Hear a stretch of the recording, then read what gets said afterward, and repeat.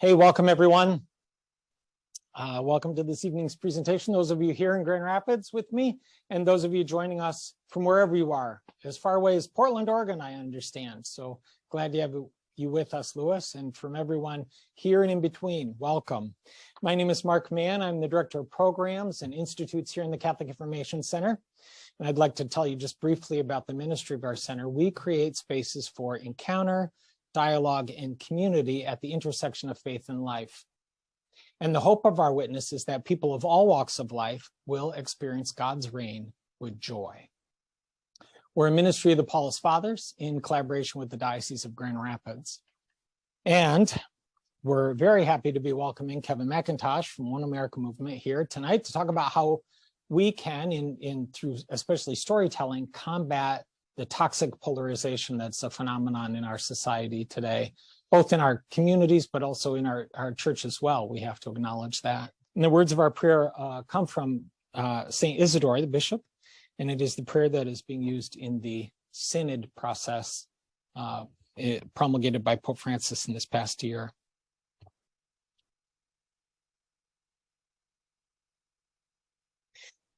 We come before you, Holy Spirit, as we gather together in your name.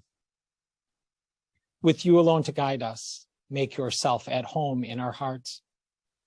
Teach us the way we must go and how we are to pursue it. We are weak and sinful. Do not let us promote disorder. Do not let ignorance lead us down the wrong path, nor partiality influence our actions. Let us find in you our unity, so that we may journey together to eternal life and not stray from the way of truth and what is right. All this we ask of you, who are at work in every time and place, in the communion of the Father and the Son, forever and ever. Amen. In the name of the Father, the Son, and the Holy Spirit. Amen. Kevin McIntosh is the Michigan Regional Outreach Coordinator for the One America Movement, whose mission is to build a united society by eliminating toxic polarization.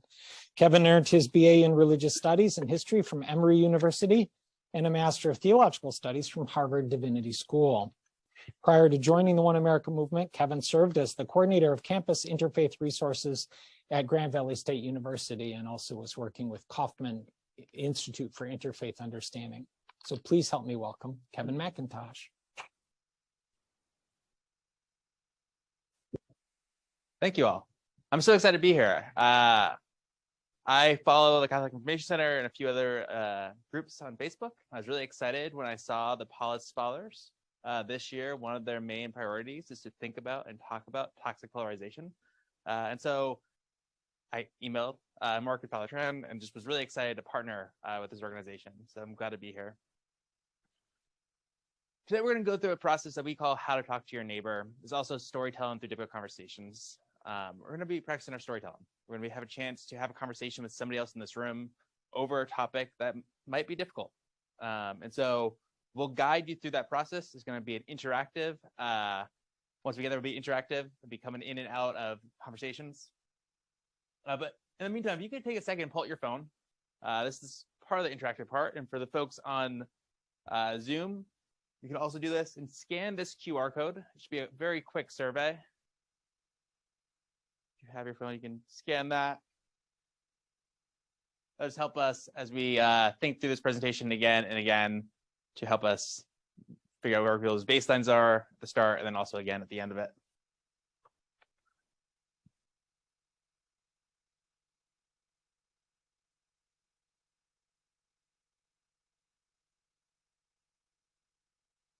I'm going to switch screens, but the QR code box will still be there if I did this correctly.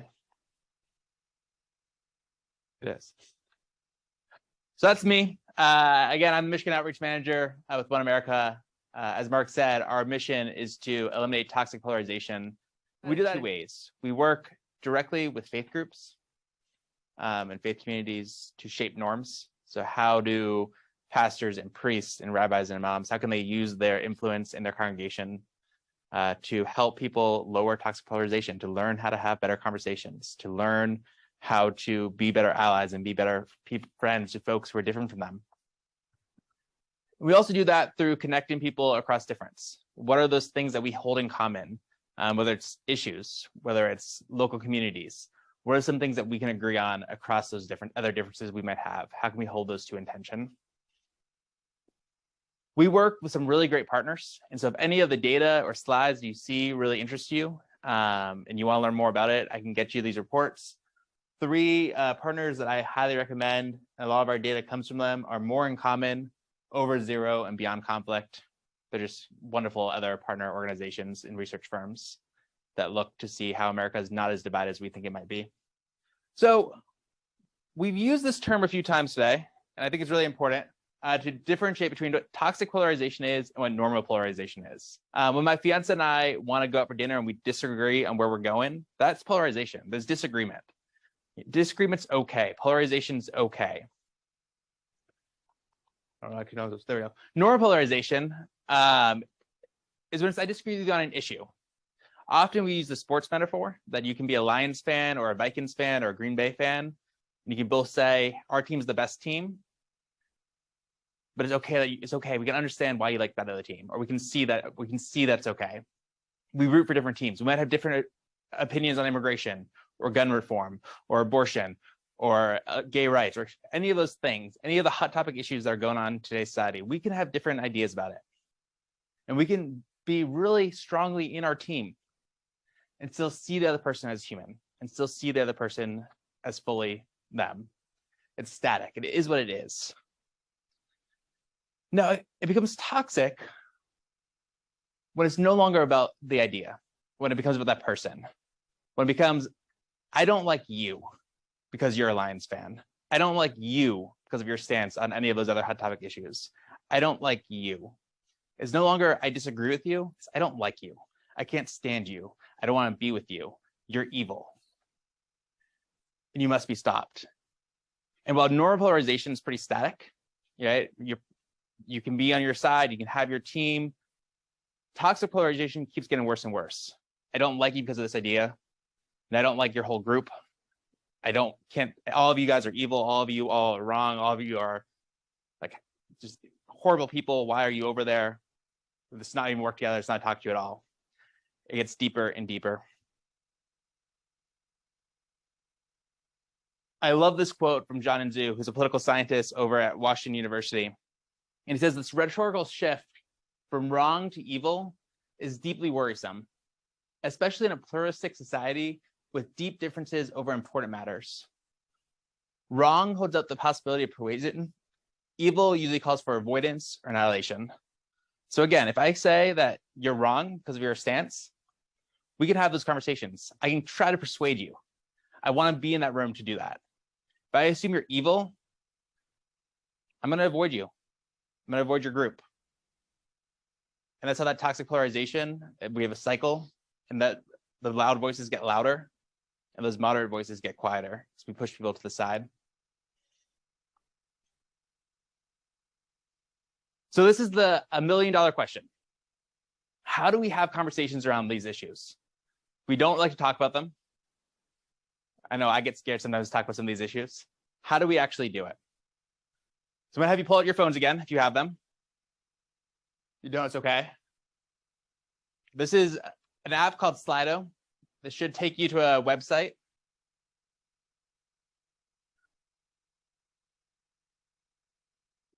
So the first question I want you to think about and answer is, how do you feel when you're about to have a challenging conversation with somebody?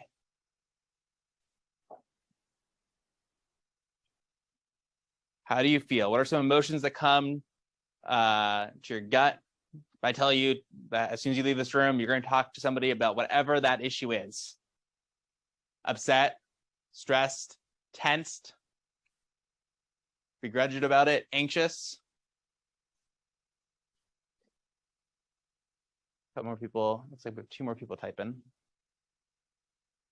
Tense.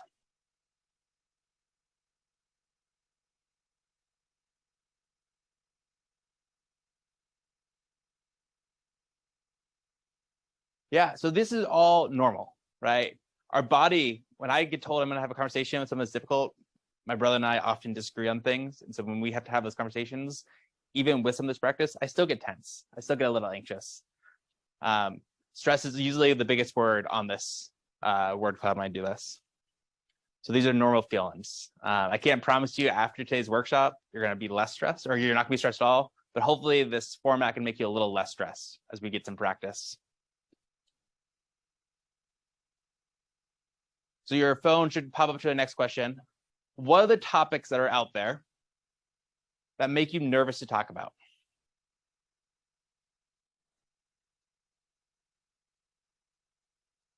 I think all these things, right? These are all issues: politics, abortion, LGBTQ, immigration, really anything political, and politics is everything. These are all things that we care about, right? These aren't something that we roll out of bed normally and we're like, I'm gonna decide this issue. Or nobody's nervous about talking about the Lions, right? These are all issues. It's helpful now they've been winning some games. But these are all issues that are really deeply personal to us. They come from us through faith. They come through us about our life stories. We've come to them through years of thinking about our stances. We never just roll the bed for many of these issues and just decide, today I'm going to vote this way, or today I'm going to think this way. We have a reason we've come to those decisions.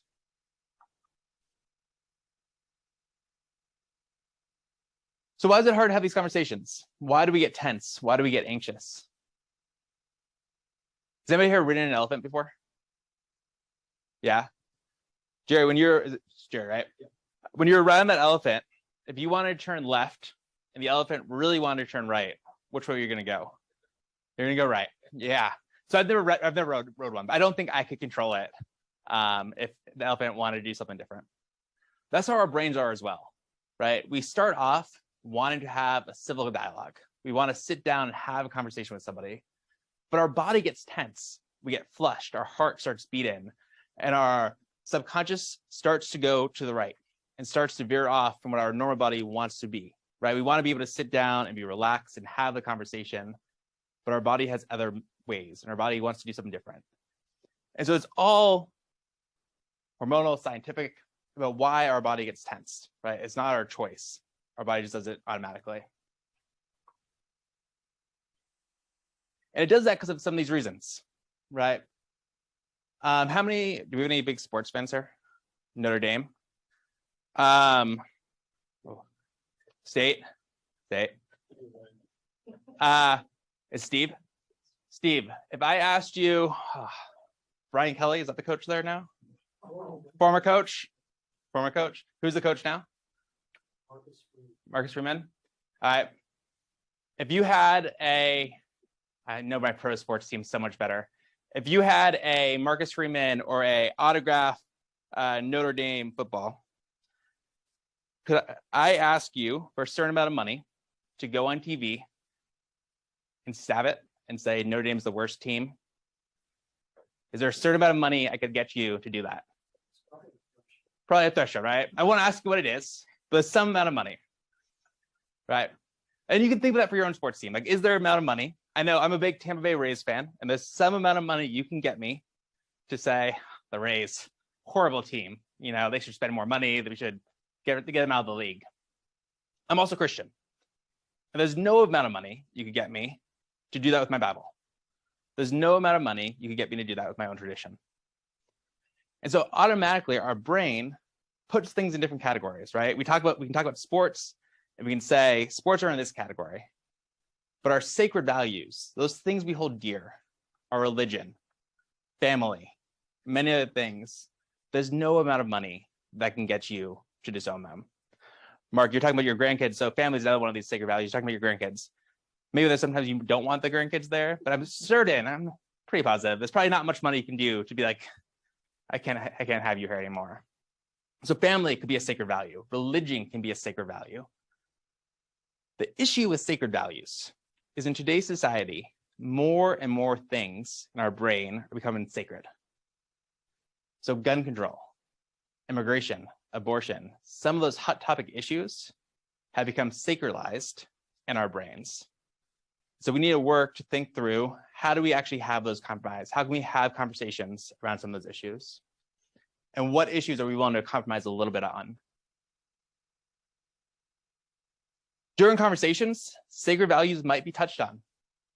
You might find yourself feeling emotional if the conversation hits a sacred value, if it hits something about family or religion or faith. And if that happens, I want to give yourself some time and space to answer. If you notice, the great thing about in-person is we can see cues so much better. So folks on Zoom, I'm going to have you try your best. If you're doing this on Zoom in the future, do your best. But try to look for those cues and respect if your partner doesn't want to answer a question. And again, if it hits you, take a deep breath and notice how this topic might make you feel and try to think why. Another thing we'll see a lot in conversations around hot topic issues is something called motive misattribution. I'm lucky enough to work from home, and the coffee shop I usually meet clergy with is a couple steps outside my door, which is really convenient. When I used to drive, whenever somebody cut me off, I would utter some words I probably should not utter here. I don't know if any of you have done the same thing recently. No. Often I will ask why that person is doing this. They should lose their license. I'll go down the literally things that person should not be doing anymore because they cut me off. A few weeks ago, I was late for something. I think I had just gotten in a fight with my fiance. Things were happening, and I cut somebody off. Right? I missed a turn. I had to go over quickly, and I knew I cut them off, but I had every reason for doing it. Right? I had places to go. It wasn't like I had places to go. I was in a weird mood. I had things to do. It was going to be okay. Like I had to get to where I had to go. And we do this a lot in everyday life, right? When we do something bad, I act out of love. Like I'm doing this because of all these reasons. But the moment that other person does it to us, they acted out of hate. They've acted out of ignorance, out of stupidity. But I did it, the same thing, but I had all my reasons. So in our conversations, when we have conversations around difficult conversations, that could come up. Your partner, somebody who disagrees on the issue with you, might say something that bothers you. I want you to remember that we have a tendency to act out of hate. Assume others, we don't act out of hate. We assume others act out of hate. And so if somebody says something that you disagree with or you think's out, I want you to give them a benefit of the doubt. And then ask clarifying questions. We'll talk more about this in the next slide. But gosh, your questions are so easy, right? We can always think of those questions, or we can think when the other person's talking about that one question, they're going to just change their mind. And the gotcha question, the straw man argument, can be really easy. And in a debate, can be pretty helpful sometimes.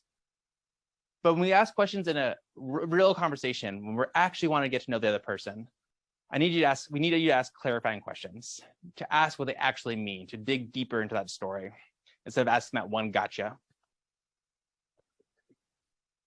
The last scientific term that happens a lot with conversations is something called the backfire effect. How many of you have seen a Facebook feed or a Twitter feed where one person posts an article and then the next person posts an article and then somebody else posts an article to support the first side and somebody else posts an article, I guess to give them some nods? How many minds do you think are changed because of those articles? 0. Yeah. What actually happens is what science tells us is that if you give me an article that contradicts what I think, I'm going to go find another article that proves my point, and I will show it to you. And then you'll probably find another article that proves your point, and we actually get deeper into our own positions. We're not always listening to the other side's arguments right away. Data doesn't drive us to make a change. Stories do. So the backfire effect could come up when you have hard conversations. And so some things to think about is we're not here to convince somebody to change their mind on the issue. If you want to be honest, as we have conversations, as we have storytelling through difficult conversations, this isn't a debate. Debates are really great, right? They're important if you're going to go vote. You should know how candidates stand on issues. They're important if you are trying to decide an argument and actually trying to figure out what is the best course of action. Debates can be helpful. But what we're trying to do here is not a debate, it's a conversation. So some things to do if you realize you're trying to throw data out right away is focus on understanding the other person, not convincing them that you're right. And once again, ask to learn, ask those clarifying questions.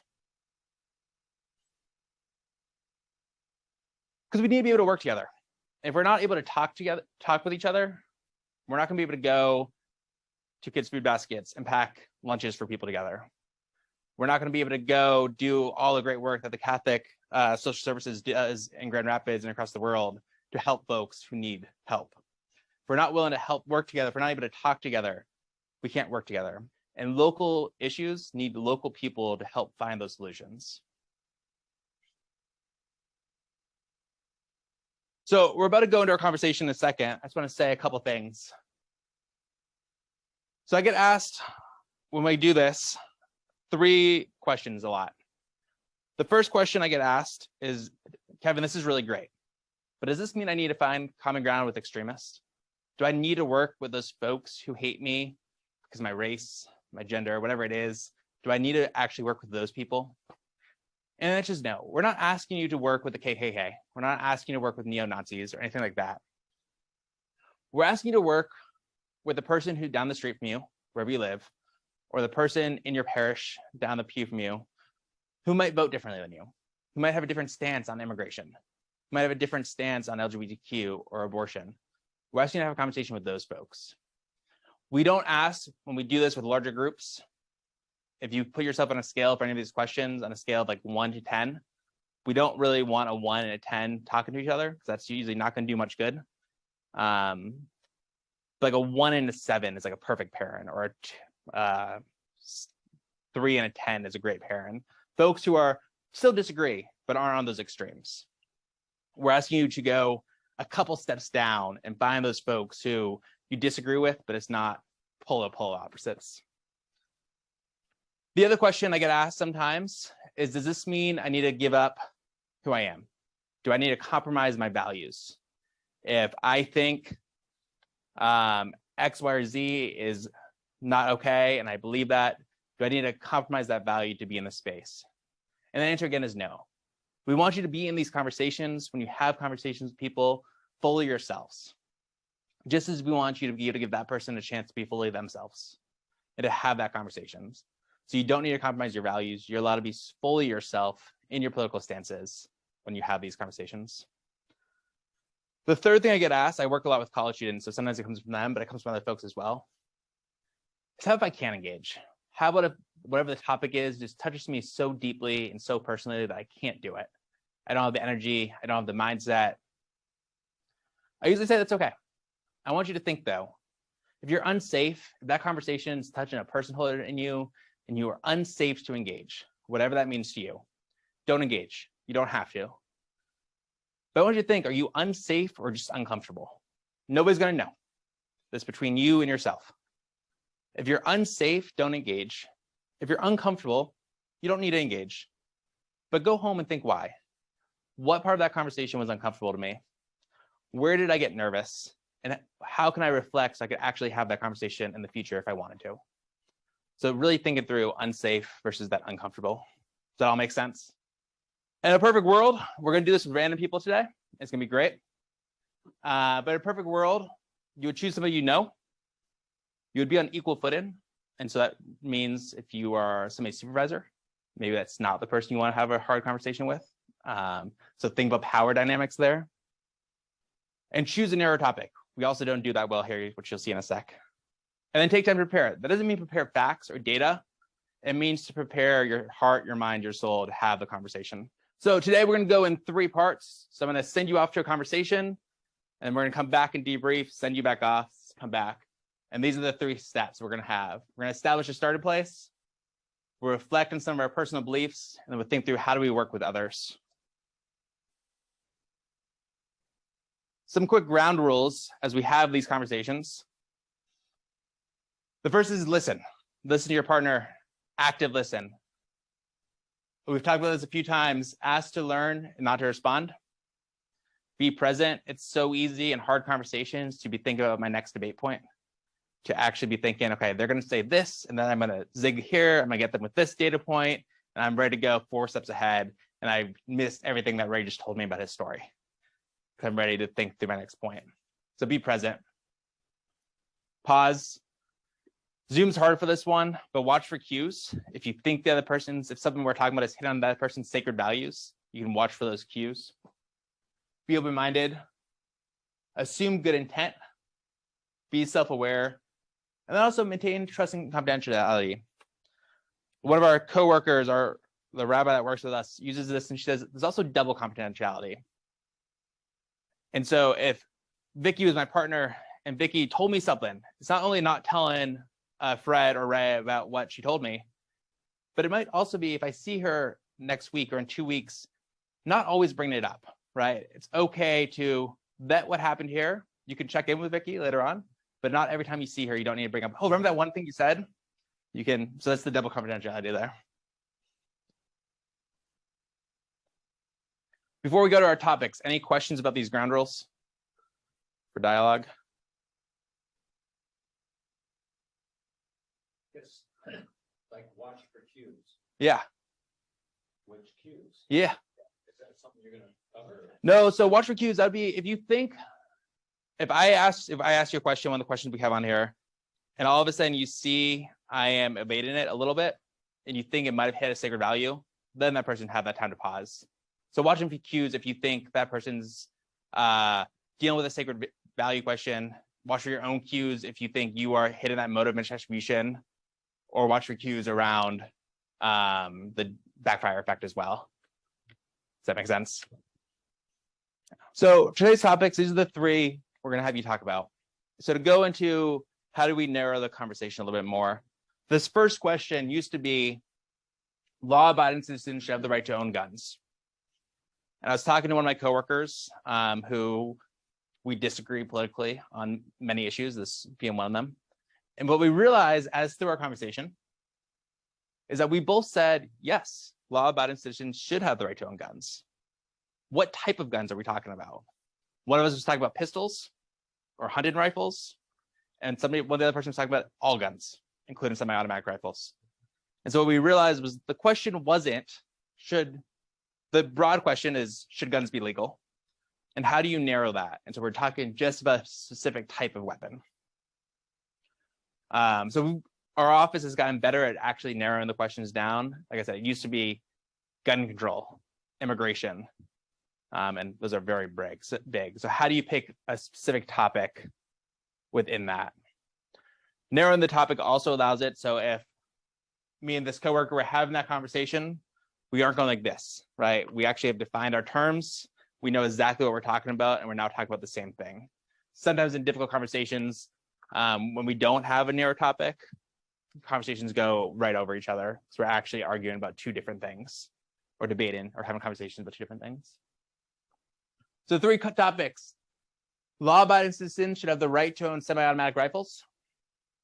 The federal government should forgive student loan debt. Or police department budgets should be reduced to increase spending on social services. So those are the 3. You'll pick one with your partner, and then we'll go through the conversation piece by piece. So the first step of this conversation. So actually, before we do this, because I think this is important to say here, today's workshop, in a perfect world, you could disagree on those 3 issues, you and whoever your partner is going to be, but you may not. And so in today's workshop, it's okay if you don't disagree. Right? We find in smaller groups when people decide, hey, we want to come to this, that folks might know each other, folks might have similar opinions on different things, maybe not. Either way, it's fine. If you do, it's okay. We're still going to go through the questions. Neither of you needs to take the other side, right? Again, practice your story, tell your story. Today is a framework about how to have these conversations. And so it may not be actually having the conversation today, but it's a framework that you can then go after this and have a conversation with somebody using this. Does that make sense? Cool. This is practice. This is practice, yeah. It could be real, right? You could have a conversation, right? Ray and I might disagree. If Ray is my partner, we could disagree on one of those topics, and that'd be a real conversation in a simulated space. But Ray and I might have the same opinion, and that's also okay. So you're gonna find a partner. I think we can do a triad. So 3 of you can be a triad together. If one of you can come over and join Ray's table, and then there'll be a triad and then a pair. That'd be perfect. And then folks on Zoom, we'll get you into breakout rooms as well. One of you will ask one of these, the first question, and then The partner will ask the first question and then go back and forth. The first two questions to think about. How did you come to care about this issue? And when does this issue come up for you? How did you come to care about this issue? Again, those issues are, broadly speaking, gun control, student loan debt, and police reform. How do you come to care about this issue? When does this issue come up for you? And this is to establish a starting place. I'll give you about 10 to 12 minutes. I'll try to listen to when the conversation dies down for us to bring everybody back.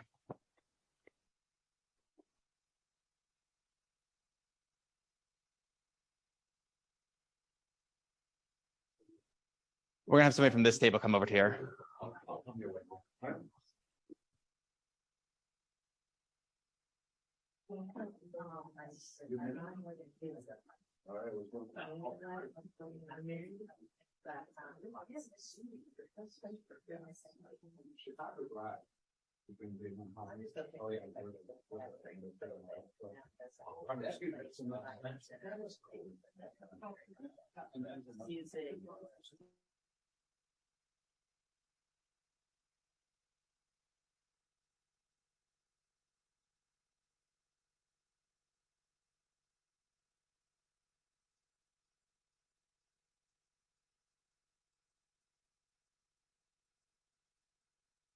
Welcome back to those on Zoom. I always feel on Zoom, one of my former colleagues used to always wish people safe travels when they went to the breakout rooms. So welcome back. Hopefully the travel is good. Thanks. How did it feel to start a conversation this way? Is this how you normally start hard conversations? Or did this feel different? And use the raise hand function if you would, for those of you on Zoom, as well as those of you in the room, and we'll get a camera too. Mitzi has. Perfect. Go ahead, Mitzi. Well, yes, it did feel different because I think this is structured, and we have established some ground rules. And when you are having a conversation with someone, it's usually just, out of the blue, or you've just been in a, like a group of friends or a family gathering, and one thing just leads to another. It's not that you're planning on sitting down and talking about something. So yes, this was different, and it was good. Yeah, I think that's one thing we talk about a lot, is how do we take this structure, right, and put it into the wild? Because conversations don't happen with, let's have ground rules. This is not normally how these hard conversations happen. They happen in the middle of the moment. Our blood pressure rises. We feel ready to go. And so one thing we suggest for that is actually give yourself time to prepare. If somebody says something and you're ready, you want to have that conversation with them, you can say, look, I want to have this conversation. I went to this really great training, or I went to this training, however you want to word it. Let's have this conversation. Let's go through the structure. We can go through a 3-part conversation, and let's actually talk about it. Let's tell stories. Let's get to know each other, so I know how you stand about this. Our relationship means so much. Again, this feels weird, right? Put in your own language, put in your own words. But our relationship means so much that I want to actually have this conversation in a positive way, and so I don't feel like flipping a table after we're done with it. Again, use your own language there. Yeah. I would say our group we didn't start where we were supposed to start. Okay. We got into very legalistic points about who are law-abiding citizens and what is a semi-automatic. So, to try, I don't think that was our point. We needed to start with those first two. So, we kind of had to bring ourselves back. Yeah, it's so easy. It's where I can hear. It's so easy to quickly go into the details, right? To quickly go into, and it's important too, because if we don't know what a law-abiding citizen is, if we don't know what semi-automatic weapons are, then again, we are sometimes up here. So that's part of, I don't think you did it wrong. I think that's part of, let's get on equal footing. Let's go back to that. Let's start on knowing what we're talking about. Let's narrow our conversation. So I don't think you did it wrong, but it's very easy to go right into that and be stuck there. think it was trying to narrow, so we knew what Yeah. we were all Yeah. coming to the issue about. Yeah. Yeah. Thanks for sharing.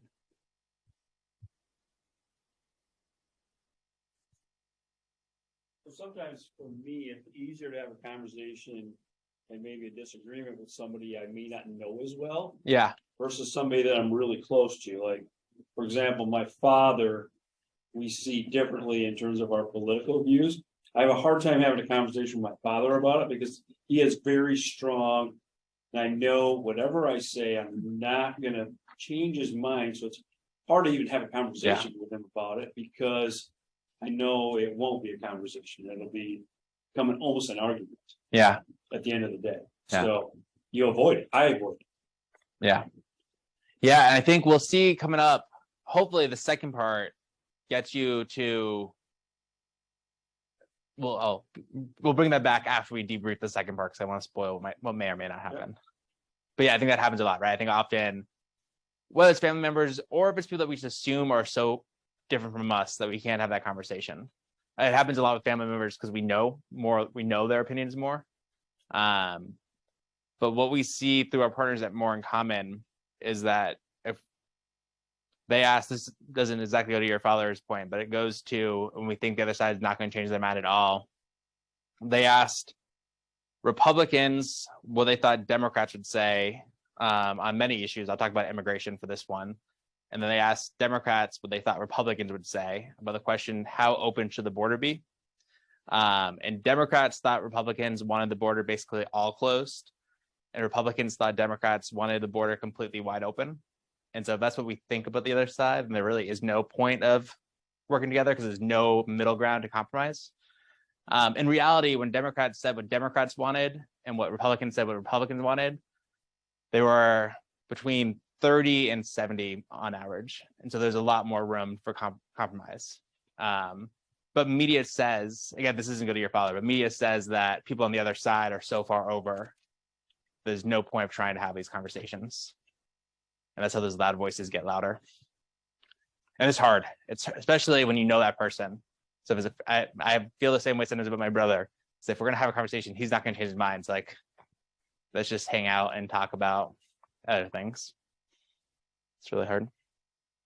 Step 2, I think, is the more fun. Is a little bit more fun part questions. It gets into those beliefs. It gets into actual stories about people. You probably won't be able to ask all these questions. And so I will leave this slideshow up for the folks in Grand Rapids. For the folks on Zoom, we can put them in the chat probably or broadcast them. It's going to work the same way. One partner will ask another partner, and then you'll go around, go one at a time. Again, you don't need to answer all of them. I would have one partner answer one and another partner answer one, and just think through your answers. But has your opinion or feelings about this issue changed over time? What has made you doubt or question your beliefs, your feelings, or opinions on this topic? What has solidified your beliefs, feelings, opinions on this issue? And what questions do you still have about this issue? So those are the 4 questions for this time. Again, we'll give you about 10-ish minutes, and then we'll come back and debrief before we go to that last part. Does that make sense? Mm-hmm. Perfect.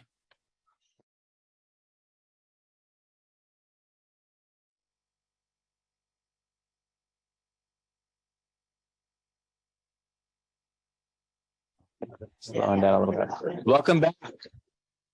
Welcome back to those in Zoom. We're going to come back here in GR as well. Did any question here stick out? Any question that you wouldn't normally think to ask in a conversation like this?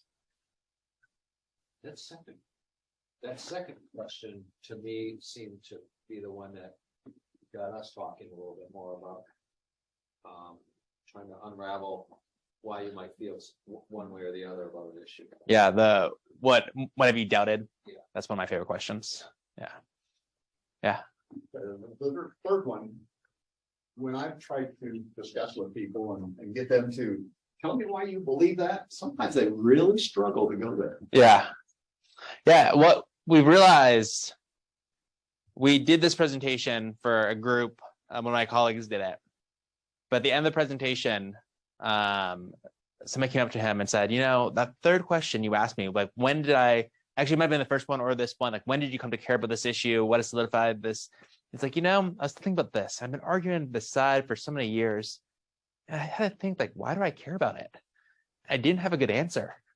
Like, we talk a lot about, if you come to our science of polarization, we'll talk about identities a little bit more. There's something called the singular rigid identity, when all your identities get boiled down, it happens a lot in politics, to being a good Republican or a good Democrat.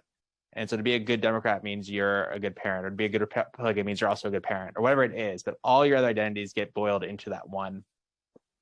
So often for these issues, it's, well, to be a good Democrat, I have to think these ways, or to be a good Republican, I have to think these ways. And if you come to think for a second, sometimes with these questions, it allows you to get out of that logjam of, why do I care about this? Or why am I spending so much energy having this debate if I don't have a strong opinion one way or the other? But Okay. I think the second and third question here also reminds us that the person on the other side of the issue didn't just roll out of bed and come to a decision. Sometimes that could show that they did just roll out of bed and come to a decision, as we just talked about.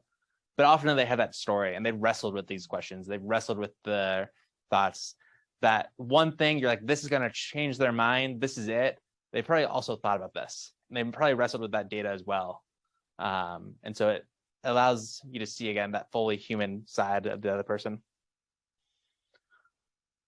I think the other part of asking those questions is bringing us, like we talked about, that common ground, that even if we were on different sides, the feelings behind why we see it, someone may be similar. Yeah. So that again brings common ground instead of divisiveness. Yeah, so this was going to say earlier, often with these conversations in this second part, we've realized that our sacred values might be the same. We've come to the decision in a different way, but our sacred value might both be family. And we get to family, if that's our sacred value, that's the one thing we're not going to compromise on, making sure our family is safe. We've come to the decision in two different ways, but that core underlying belief is the same.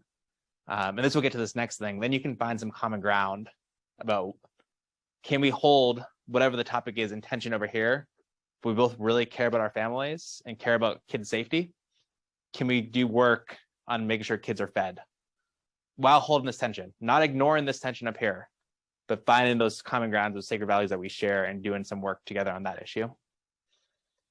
So spoiler, that's what this next part is about. So working with others, again, we have to be able to work together on our issues. And so these two questions, this is sometimes my favorite, but it always gets shortchanged on time because of how this thing works out. So it's going to be a shorter time period, just so that you know. But what is your vision for the future when it comes to this issue? And then probably my favorite question, if you were able to change the conversation around this issue, how would you change it? So what is your vision for the future around this issue? And if you could change the way the conversation's being talked about, how would you change it around that issue?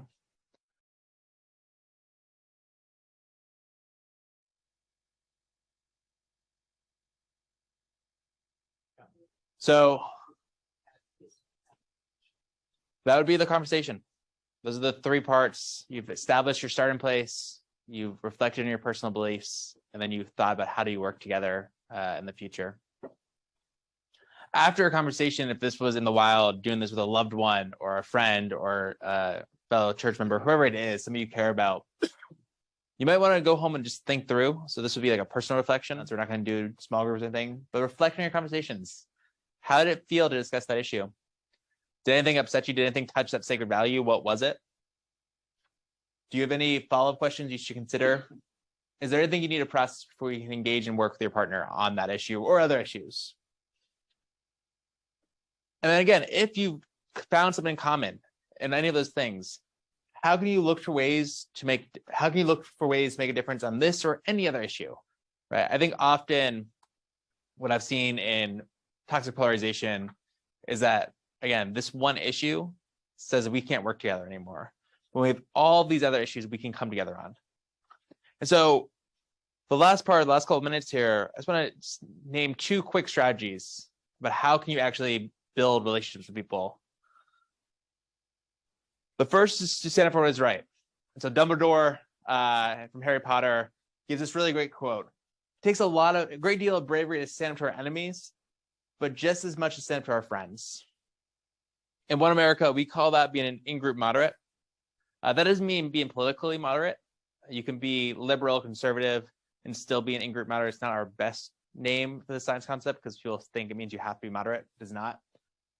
It means telling people on your side. So if you're a Democrat or you're a Republican, and fellow Democrats or Republicans are saying extreme things or saying things that cause toxic polarization, be like, hey, let's not call the other group evil.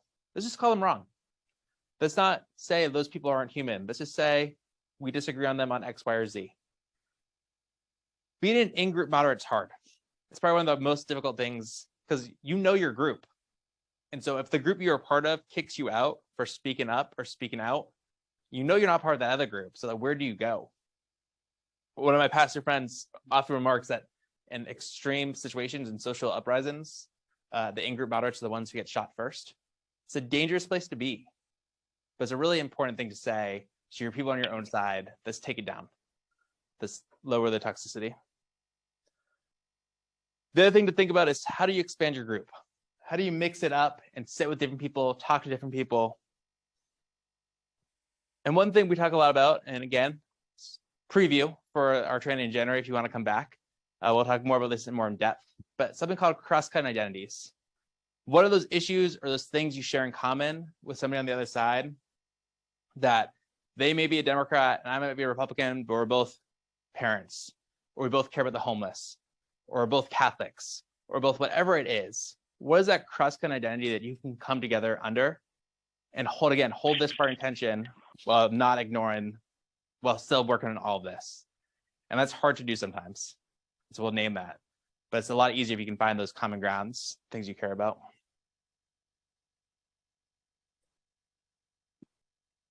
So we have like a minute left. I always cut these things way too close. And so I just want to offer any time for questions. There's also a debrief, post-test, whatever you want to call it. We can use different terms. It has some questions about how you can use some of this in the future. Take some time to journal or think through some of the things we talked about here today. So if you want to scan this, you don't need to do it right this second, but if you can do it at some point, that'd be great. But any questions about anything we just covered?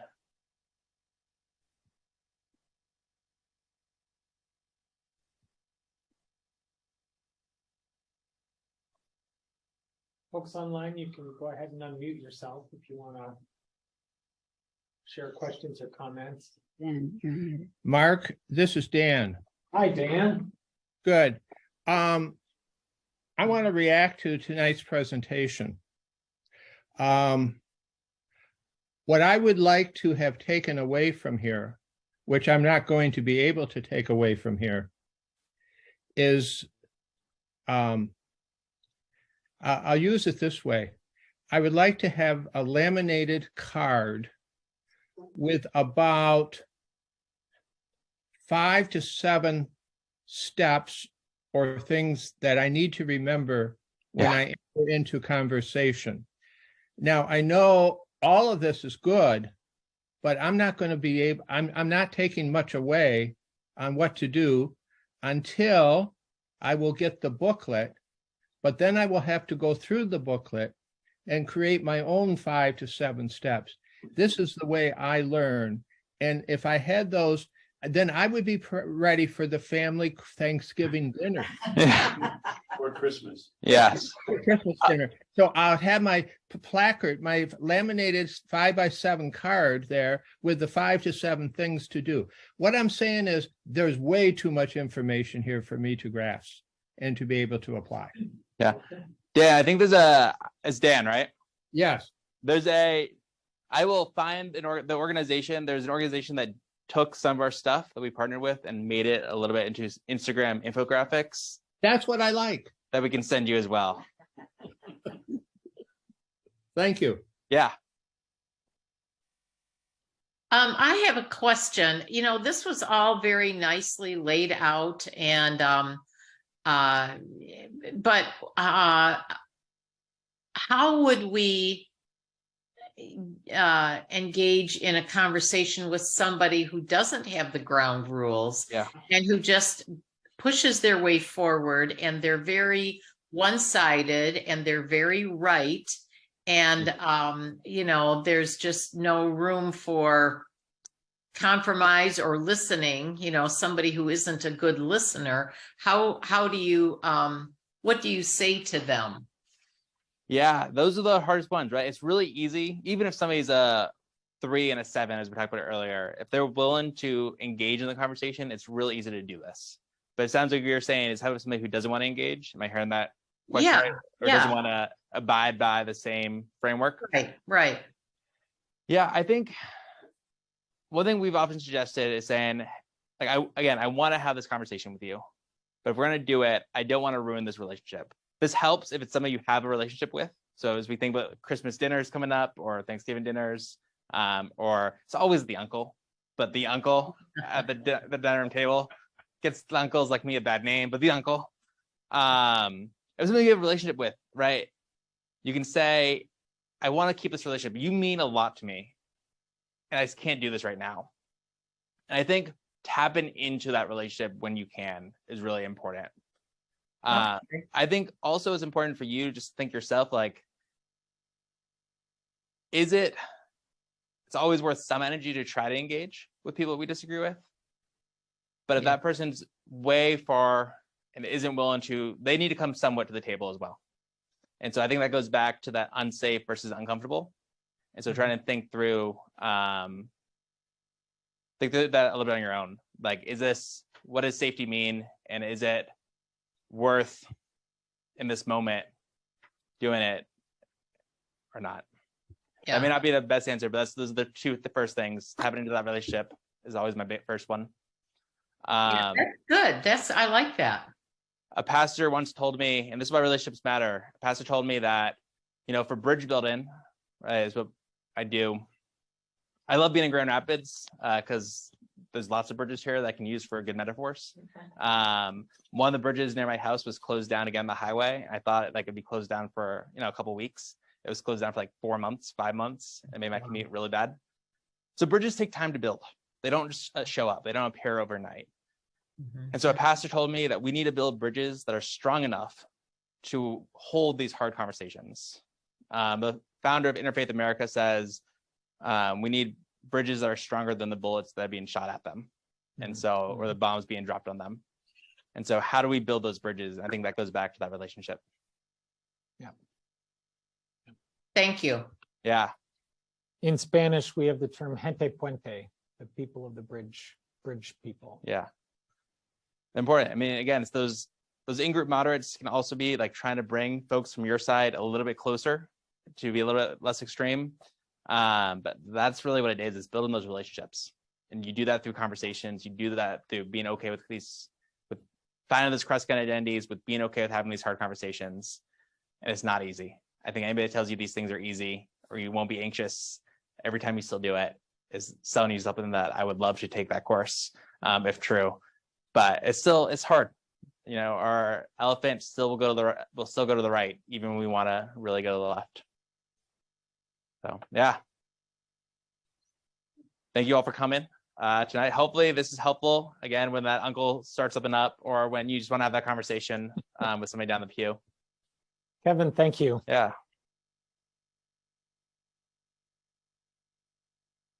Or Zoom applause, right? Zoom applause. And of course, we wish you and your loved ones a blessed rest of your Advent and a very Merry Christmas. Have a good night, everyone.